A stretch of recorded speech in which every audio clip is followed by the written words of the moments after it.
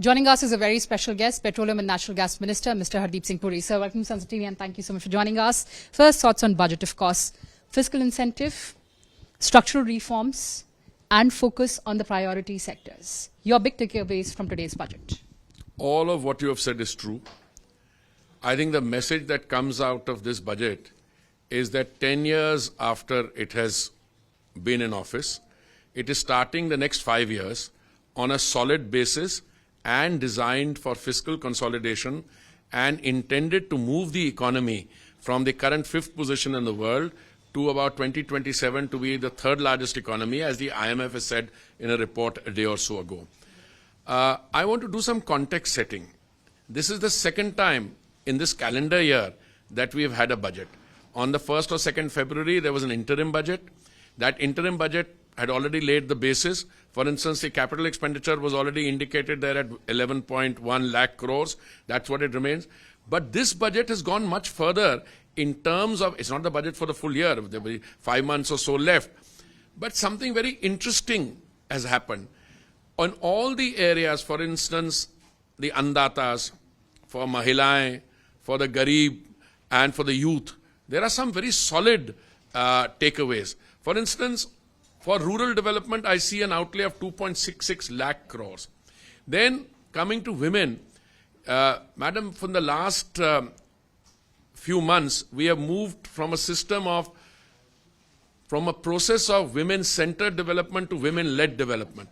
Now, this budget provides the evidence that we are willing to walk the talk.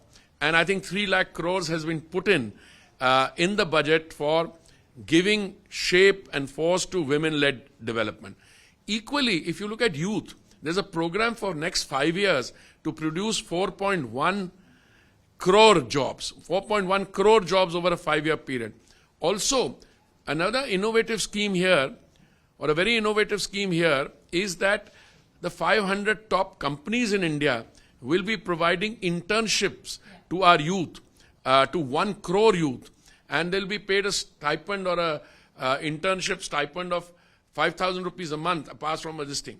Then the companies will be able to finance this partly from their corporate social responsibility budget, CSR budget. So Mudra loans have gone up from, limit has been raised from 10 lakhs to 20 lakhs. So no matter which way you look at it, it's a very positive,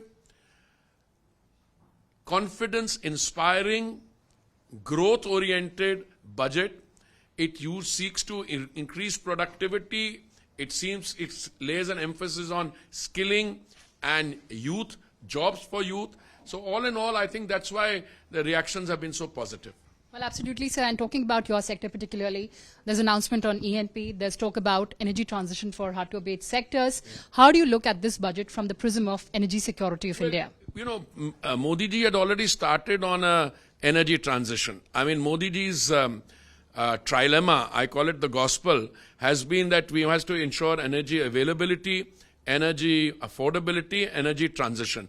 On transition, clearly, certain steps have come in. The Honorable Finance Minister announced that she will be working in the direction of and announcing an energy transition. Transition means moving at the end of the day from fossil fuels to green, to biofuels and green hydrogen.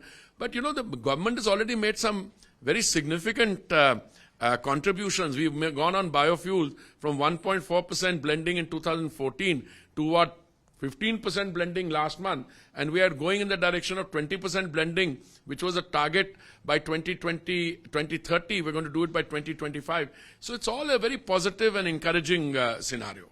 Sir, before we wrap up this conversation, you understand global dynamics better than most of us do. Talking about the global uncertainties, do you think the budget has set the pace for robust macroeconomic growth of India going ahead? Absolutely. I think the Honorable Finance Minister put it very well. She said that the global economy is faced with uncertainties. She put it very mildly. Fact of the matter is there is geopolitical tension in many parts of the world.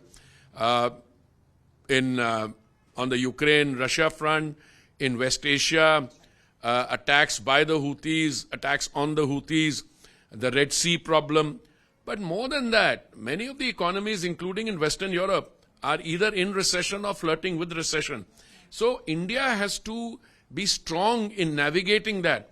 And I can't think of a better way of doing it, as the Prime Minister has demonstrated, that we are doing it through fiscal consolidation so that India can stand firm and strong with robust macroeconomic, and overall you inspire confidence amongst the others. Well, absolutely. On that sanguine note, thank you so much for talking to us, sir.